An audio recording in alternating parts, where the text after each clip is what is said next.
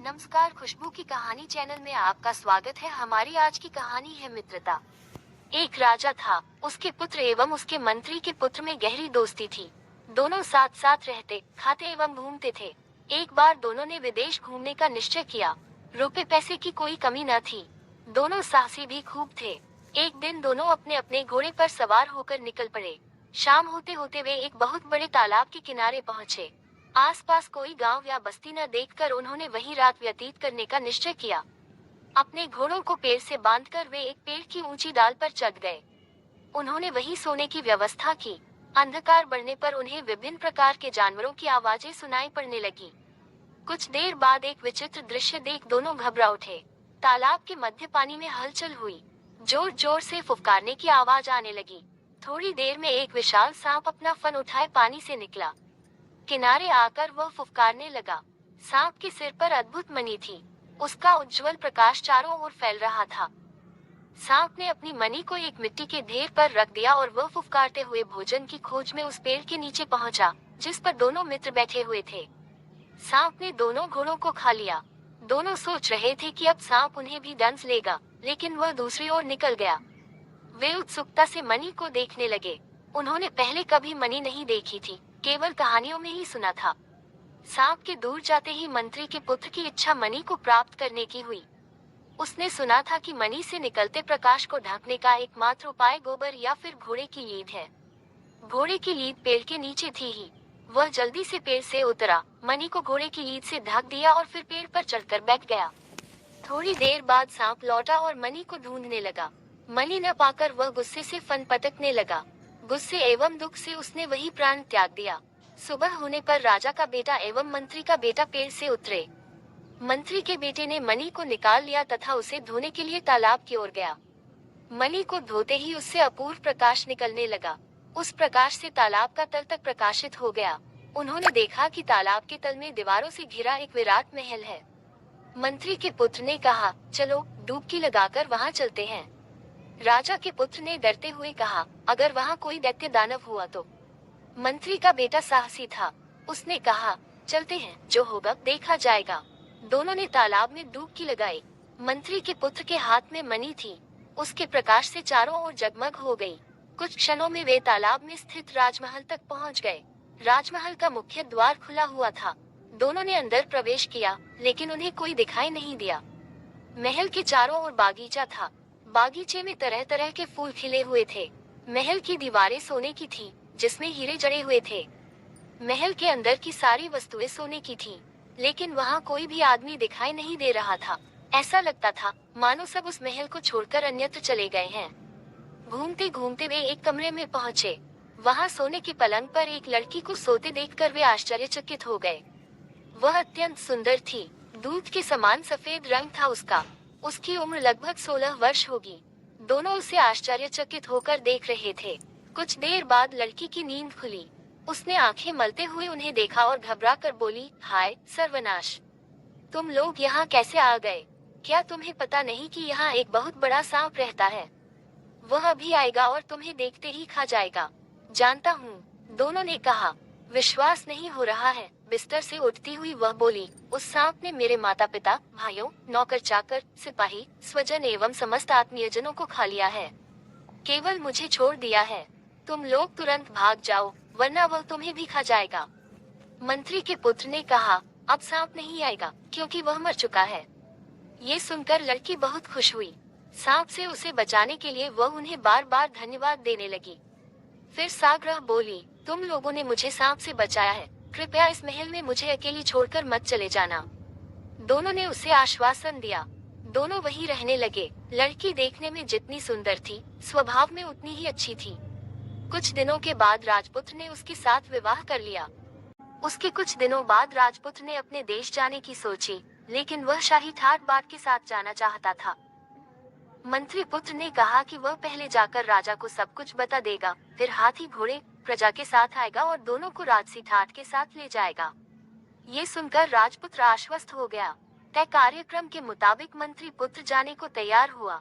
तालाब के ऊपर जाने के लिए मणि की जरूरत थी। दोनों ने तय किया कि मणि लेकर दोनों ऊपर जाएंगे, फिर राजपुत्र मणि के साथ वापस आ जाएगा और मंत्री पुत्र अपने देश की ओर रवाना होगा। इसी कार्यक्रम के अनुसार जल से बाहर आकर मंत्री पुत्र ने अपने लौटने की तिथि राजपुत्र को बताई और अपने देश के लिए उसने प्रस्थान किया। राजपुत्र मणि लेकर अपनी पत्नी के पास वापस आ गया। इधर मंत्री पुत्र सीधे रास्ते से न लौटकर दूसरे रास्ते से अपने देश को लौटा, जिससे उसे देश पहुंचने में अधिक दिन लग गए। इसीलिए उसे पूरी तैयारी के साथ लौटने में देर हो गई। उधर राजपुत्र उस निर्जन महल में अत्यंत अधीर होकर मंत्री पुत्र के लौटने की प्रतीक्षा करने लगा। एक दिन राजपुत्र दोपहर को भोजन कर सो रहा था, तभी उस लड़की की नजर उस मणि पर पड़ी। उसने सोचा, पानी के बाहर क्या है, कभी देखा नहीं। अतः मणि लेकर ऊपर जाने एवं राजपुत्र के जगने से पहले लौट आने की इच्छा उसके मन में जगी। फिर उसने ऐसा ही किया। पानी से बाहर का वातावरण और प्राकृतिक दृश्य देखकर उसे अति प्रसन्नता हुई। तालाब के घाट की सीढ़ियों पर बैठकर उसने स्नान किया और कुछ देर तक इधर उधर घूमती रही। उसके बाद अपने महल में लौट आई। धीरे धीरे उसका साहस बढ़ता गया। अब वह प्रतिदिन दोपहर में राजपुत्र के सो जाने के बाद जल से बाहर आने लगी। जिस राज्य की सीमा के अंतर्गत वह तालाब था, उस राज्य का राजा अपने पुत्र के साथ एक दिन शिकार के लिए वहां आया। तालाब के पास ही उन्होंने अपना डेरा डाला। दोपहर को सभी खाने पीने में व्यस्त थे। राजपुत्र घूमते घूमते उसी तालाब के किनारे खड़ा हो गया। एक बुढ़िया वहीं आसपास की सूखी लकड़ियां चुन रही थी। वह लड़की भी रोज की तरह मणि लेकर तालाब के घाट की सीढ़ी पर बैठी हुई थी। अचानक उसकी नजर उन दोनों पर पड़ी। वह अत्यंत घबरा गई और तालाब में डुबकी लगाकर अपने महल में पहुंचकर उसने राहत की सांस ली। इधर राजपुत्र लड़की की सुंदरता पर मुग्ध हो गया था। ऐसी रूपवती कन्या उसने पहले कभी नहीं देखी थी। एक झलक दिखाकर वह अदृश्य हो गई थी। राजपुत्र काठ की तरह स्थिर खड़ा रहा और सोचने लगा कि कितना अच्छा होगा अगर वह रूपवती लड़की एक बार फिर उसे दिख जाए। लेकिन उसकी यह कामना पूर्ण नहीं हुई। वह पागल हो गया। बीच बीच में वह कहता जाता, अभी थी, अभी नहीं। कोई कुछ समझ नहीं पा रहा था। राजपुत्र वहां से लौटना नहीं चाहता था। बड़ी मुश्किल से उसे राजमहल लाया गया। राजा ने राज्य के अनेक वैद्यों को बुलवाया, बहुत इलाज करवाया, पर कोई लाभ नहीं हुआ। राजा का बेटा सिर्फ एक रट लगाए हुए था, अभी थी, अभी नहीं। राजा अत्यंत उदास हो गए। उन्होंने घोषणा करवाई, जो कोई भी राजपुत्र को ठीक कर देगा, उसकी बेटी के साथ राजपुत्र का विवाह करवा दिया जाएगा एवं आधा राज्य भी उसे मिलेगा। लेकिन कोई भी सामने नहीं आया। राजा एकदम निराश हो गए। एक दिन एक बुढ़िया ने आकर कहा, महाराज, मैं आपके पुत्र को ठीक कर सकती हूँ। राजा ने आश्चर्य से कहा, तुम? बुढ़िया बोली, हाँ महाराज। राजा ने पूछा, राज्य के प्रसिद्ध वैद्य भी उसे ठीक नहीं कर सके और तुम ठीक कर दोगी? क्या तुम्हें उसके पागल होने का कारण पता है? हाँ महाराज, पर अभी नहीं बताऊंगी, पहले उसे ठीक कर दूं, फिर बताऊंगी। बुढ़िया बोली, ठीक है, पर कितने दिन लगेंगे? राजा ने पूछा। बुढ़िया बोली, अभी नहीं बता पाऊंगी महाराज, पर आपका सहयोग मिला तो आपका बेटा शीघ्र ठीक हो जाएगा। मेरा सहयोग? कैसा सहयोग? राजा ने पूछा। जिस तालाब के किनारे राजपुत्र पागल हुए थे, वहाँ मेरे लिए एक झोंपड़ी बनवा दीजिए। झोंपड़ी से कोई 100 कदम दूर आपके अनुचर छिपकर रहेंगे एवं मेरे निर्देश पर कार्य करेंगे। बुढ़िया बोली। राजा ने अनुचरों को आदेश दिया कि वे बुढ़िया के निर्देशानुसार कार्य करें। बुढ़िया फिर बोली, लेकिन महाराज, आप अपने वचन को भूल मत जाइएगा। मैं तो आपके बेटे से विवाह नहीं करूंगी, लेकिन बदले में आपको अपनी बेटी का विवाह मेरे बेटे फकीरचंद से करना होगा। उस बुढ़िया का फकीरचंद नामक एक बेटा था, इसलिए सब उसे फकीर की माँ कहकर बुलाते थे। लेकिन फकीर एकदम पागल था। बीच बीच में घर से भाग जाता था। वह लंगोट धारण करता था और सारे शरीर में राख मल लेता था। जब घर वापस आता, तब दरवाजे पर खड़ी माँ के सामने उछल उछल कर नाचता। उसकी बात किसी को समझ में नहीं आती थी। राजा के आदेश से तालाब के किनारे झोंपड़ी बना दी गई। 100 कदम की दूरी पर अनुचरों के रहने की भी व्यवस्था कर दी गई। अनुचरों को ये भी आदेश दिया गया कि जब तक बुढ़िया न बुलाए, तालाब के किनारे कोई न जाए। बुढ़िया तालाब पर नजर रखने लगी। इधर तालाब के अंदर राजमहल में राजपुत्र अपनी पत्नी के साथ मंत्री पुत्र के आने का इंतजार कर रहा था, लेकिन मंत्री पुत्र का कुछ अता पता नहीं था। उस दिन की घटना के बाद लड़की एक दिन भी तालाब से बाहर नहीं निकली थी। लेकिन भाग्य का लिखा कौन जानता है।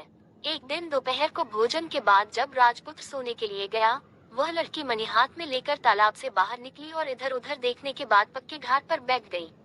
बुढ़िया को इसी अवसर की प्रतीक्षा थी।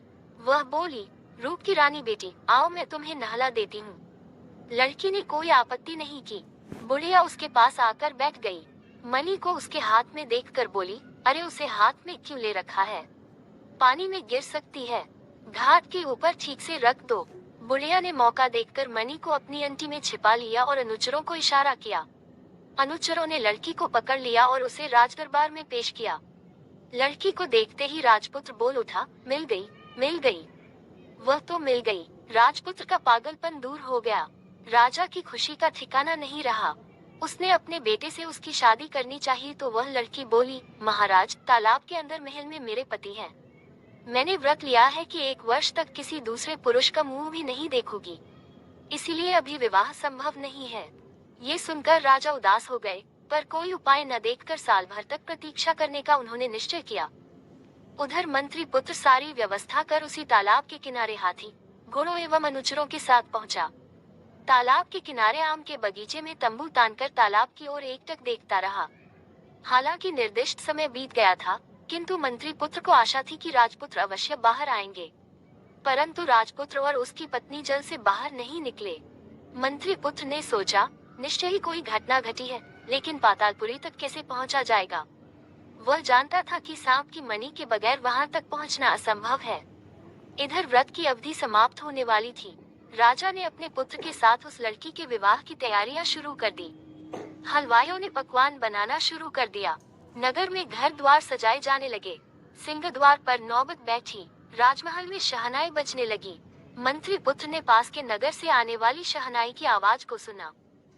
एक राहगीर से पूछने पर उसने उसे बताया कि एक जलकन्या से इस देश के राजकुमार का विवाह होने जा रहा है। उसी की तैयारियां चल रही हैं। मंत्री पुत्र सारी बात समझ गया। उसने तय किया कि पहले नगर जाकर वह सारी बातों का पता लगाएगा। वह नगर की ओर चल पड़ा। उसने एक ब्राह्मण के घर में शरण ली। ब्राह्मण ने उसका आदर सत्कार किया, भरपेट भोजन कराया।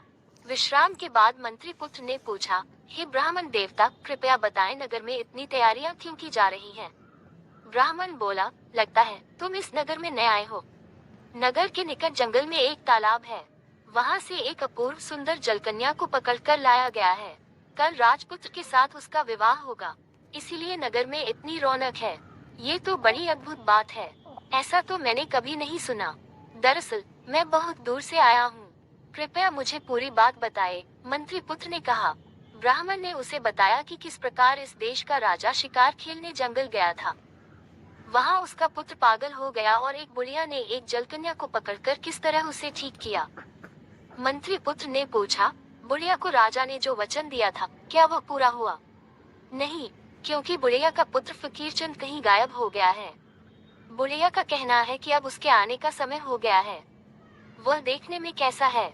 मंत्री पुत्र ने पूछा। ब्राह्मण बोला, देखने सुनने में तो वह तुम्हारी तरह है, पर लंगोटी धारण करता है एवं पूरी देह में राख मल कर रहता है। हाथ में पेड़ की एक डाल लेकर माँ के घर के दरवाजे के सामने उछल उछल कर नाचता है और कहता रहता है, यह नहीं होगा, नहीं होगा। ये सुनने के बाद मंत्री पुत्र ने मन एक योजना बनाई। वह ब्राह्मण से विदा लेकर नगर के बाहर आ गया। फिर फकीर चंद का वेश बनाकर पुनः नगर में लौट आया। हाथ में पेड़ की एक डाल लेकर बुढ़िया के घर के सामने उछल उछल कर नाचने लगा। फकीर चंद की आवाज सुनकर बुढ़िया बहुत खुश हुई। वह समझ न सकी कि मंत्री पुत्र फकीर चंद के वेश में आया है। खुश होकर बोली, लगता है भगवान ने मेरी सुन ली। बेटा, अब मुझे छोड़कर मत जाना। नहीं नहीं, यह नहीं होगा, यह नहीं होगा, नकली फकीर चंद ने कहा। बुढ़िया बोली, मेरे साथ रहो, राजा की बेटी के साथ तुम्हारा विवाह कराऊंगी। फकीर चंद शादी के लिए राजी हो गया। बुढ़िया ने कहा, तालाब से निकली जलकन्या को पकड़कर लाई हूँ, देखने चलोगे? जाऊंगा, जाऊंगा। नाचते नाचते फकीर चंद ने कहा, सांप के सिर की मणि देखोगे? बुढ़िया ने पूछा। देखूंगा, देखूंगा, उसने कहा। बुढ़िया ने अंटी से मणि को जैसे ही निकाला, नकली फकीर चंद ने उसे लेकर अपनी अंटी में रख लिया। बुढ़िया इतनी खुश थी कि उसका ध्यान उस ओर गया ही नहीं। वह फकीर चंद को राजमहल ले गई। जिस कमरे में राजकन्या थी, उसने उसे उसी कमरे में बैठा दिया। शाम होने पर उसने उससे चलने के लिए कहा, लेकिन वह चलने के लिए तैयार नहीं हुआ। वह बहुत चीखी, चिल्लाई, पर वह भी कम जिद्दी नहीं था। टस से मस नहीं हुआ। अंत में हार कर बुढ़िया पहरेदारों से उसका ख्याल रखने को कहकर अकेली लौट गई। रात में जब सब सो गए तब मंत्री पुत्र लड़की के पास पहुंचा और उसने उसे अपना परिचय दिया। लड़की रो रो कर बोली, चाहे जैसे हो मेरा उद्धार करो, तुम्हारे जैसा शुभचिंतक और कौन है। मंत्री पुत्र बोला, इसीलिए तो मैं इस वेश में आया हूँ, मैं जैसा कहूँगा वैसा ही करना। आज रात ही यहाँ से भागना होगा। उसके बाद नकली फकीर चंद बार बार खिड़की से बाहर आता, उछलता, नाचता। पहले तो पहरेदार थोड़े चौकन्ने हुए, फिर उसे पागल समझकर आपस में कहने लगे, पागल है, लगता है सारी रात इसी तरह करेगा, कभी खिड़की से बाहर आएगा, कभी अंदर जाएगा। उसे ऐसा करने दो, हम लोग थोड़ा सो लेते हैं। मौका देखकर मंत्री पुत्र जलकन्या को अपनी पीठ में बांधकर खिड़की के रास्ते निकल भागा। वे उसी तालाब के किनारे पहुँचे। राजपुत्र को महल से निकालकर अपने साथ उन्हें लेकर मंत्री पुत्र जल्दी जल्दी अपने देश की ओर लौटने लगा। हाथी घोड़े सब उसने पहले ही लौटा दिए थे, अतः उन्हें पैदल ही लौटना पड़ा।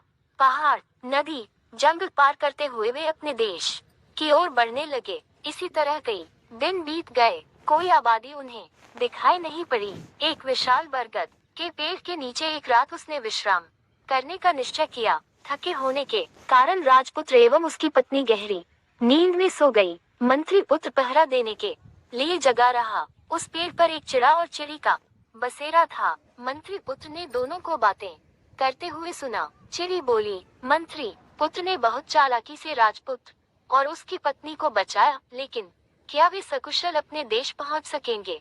चिड़ा ने कहा, मैं तो आने वाली भीषण विपत्ति को देख रहा हूँ। राजपुत्र को लेने के लिए राजा हाथी भेजेगा, किंतु राजपुत्र उस हाथी पर चढ़ते ही गिरकर मर जाएगा। चिड़ी ने पूछा, अगर कोई राजपुत्र को हाथी की पीठ पर चढ़ने ही न दे तो फिर वह बच जाएगा, लेकिन इससे होनी चलेगी नहीं। राजमहल के सिंहद्वार से प्रवेश करते समय सिंहद्वार के टूटने से उसकी मौत हो जाएगी। चिड़ा बोला। चिड़ी ने पूछा, यदि कोई सिंहद्वार पहले ही तोड़ दे? चिड़ा बोला, तो वह बच जाएगा, लेकिन उससे भी होनी चलेगी नहीं।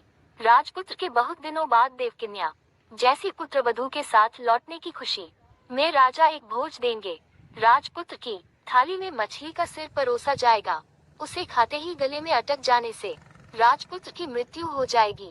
यदि कोई उस सिर को हटा दे तो? चिड़ी ने पूछा, तब वह बच जाएगा, लेकिन फिर भी उसकी विपत्ति नहीं टलेगी। रात में जब राजपुत्र सोने जाएगा तब एक विषधर सांप उसे डंस लेगा। चिड़ा बोला, यदि कोई छिपकर सांप के टुकड़े टुकड़े कर दे तो?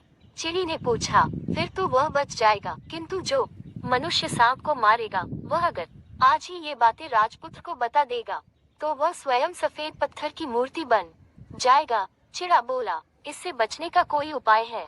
चिड़ी ने पूछा, है, अगर राजपुत्र अपनी पहली संतान को काट कर उसके रक्त को मूर्ति पर लगाएगा तो वह फिर जीवित हो उठेगा। चिड़ा बोला। सुबह हो गई, सूर्य आसमान में चमकने लगा। मंत्री पुत्र ने चिड़ा और चिड़ी की और बातचीत नहीं सुनी थी। उन लोगों ने आगे की यात्रा आरंभ की। कुछ दूर जाने के बाद उन्होंने देखा कि राजा ने उन लोगों के लिए हाथी, घोड़े और पालकी भेजी है। राजपुत्र हाथी पर बैठने ही वाला था कि उसी समय मंत्री पुत्र ने उसे रोकते हुए कहा, मैं हाथी पर जाऊंगा, तुम घोड़े पर चढ़ो। राजपुत्र नाराज हुआ, पर उसने कुछ कहा नहीं। उसने मन ही मन सोचा, आखिर मंत्री पुत्र के कारण ही तो मैं अपनी पत्नी के साथ घर लौट रहा हूँ। नगर में प्रवेश करने के बाद राजमहल का सजा हुआ खूबसूरत सिंहद्वार नजर आया, लेकिन मंत्री पुत्र ने उस द्वार को तोड़ दिया। राजपुत्र का मन अत्यंत उत्तेजित हुआ, पर वह चुप रहा। भोजन के समय जब राजपुत्र की थाली में मछली का सिर परोसा गया, तब मंत्री पुत्र ने झट से उस सिर को उठाकर अपने मुंह में डाल लिया। भोजन के बाद मंत्री पुत्र ने राजपुत्र से कहा, मैं घर जा रहा हूँ, मुझे अनुमति दीजिए। मंत्री पुत्र के व्यवहार से राजपुत्र इतना खिन्न हो चुका था कि उसने अनुमति देने में देर नहीं की। लेकिन मंत्री पुत्र घर नहीं गया, वह राजपुत्र के पलंग के नीचे छुप गया। राजपुत्र और उसकी पत्नी के सोने के बाद आधी रात को उसने देखा कि एक विषधर नाग फन उठाए हुए कमरे में आ रहा है। सांप जैसे ही राजपुत्र को डसने को उद्यत हुआ, मंत्री पुत्र ने तलवार से उसके टुकड़े टुकड़े कर दिए। उन्हें राजकन्या के पानी के बर्तन में छुपाने लगा तो बर्तन लुढ़क गया। आवाज सुनकर राजकन्या उठ बैठी। मंत्री पुत्र को शयन कक्ष में देखकर वह चिल्ला उठी। राजपुत्र भी जाग गया। पलंग के पास रखी तलवार को उठाकर जैसे ही मंत्री पुत्र को मारने उठा, मंत्री पुत्र बोल उठा, विश्वास करो मित्र, तुम्हारी जान बचाने के लिए ही मैंने ये सब किया है। फालतू बातें मत करो। पातालपुरी को छोड़ने के बाद से ही मैं तुम्हारे आचरण में परिवर्तन देख रहा हूँ। राजपुत्र ने क्रोधित होकर कहा। मंत्री पुत्र ने अत्यंत शांत भाव से कहा, तुम्हें बचाने के लिए ही मैंने ये सब किया है। इसके अतिरिक्त मेरे पास और कोई चारा नहीं था। राजपुत्र बोला, सच बात क्यों नहीं बोल रहे हो? बोलो, किसने तुम्हारा मुंह बंद कर रखा है?